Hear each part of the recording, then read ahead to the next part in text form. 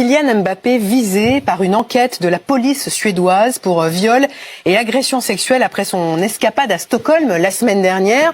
Loïc Braillet nous a rejoint. Bonjour Loïc, bonjour. Ce sont deux journaux suédois qui ont révélé cette affaire. Que disent-ils exactement ? Alors c'est d'abord le tabloïd Aftonbladet qui révèle hier qu'une enquête de la police suédoise pour viol et agression sexuelle a été ouverte, des faits qui se seraient déroulés au même moment où séjournait Kylian Mbappé. Et dans un second temps, c'est un autre journal, Expressen, qui lui va plus loin et affirme clairement que la star du Real Madrid est directement visée par cette enquête et qu'il est considéré comme raisonnablement suspect dans cette affaire. Qu'est-ce que ça veut dire en droit suédois, raisonnablement suspect ? Alors on s'est un petit peu renseigné parce que c'est vrai que c'est un petit peu bizarre. C'est le degré de suspicion le plus faible dans le droit pénal suédois. Cela signifie exactement qu'il existe des circonstances concrètes qui suggèrent fortement que la personne a commis l'acte auquel se réfèrent les soupçons. Un porte-parole de la police a affirmé hier à Expressen que l'affaire était désormais entre les mains d'un procureur. On ne sait rien pour le moment de la victime présumée qui se serait présentée à l'hôpital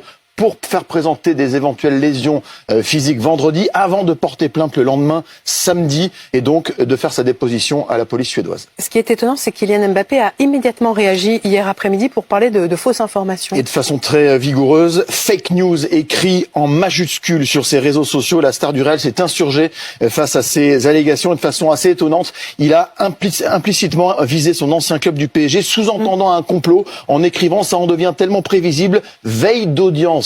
Comme par hasard, il fait la référence à une audience qui va avoir lieu effectivement aujourd'hui devant la commission paritaire des recours de la Ligue de football professionnel dans le litige qu'il oppose au PSG, à qui il réclame toujours 55 millions d'euros de salaires et primes impayés. Une affaire qui va vraisemblablement se terminer devant les tribunaux.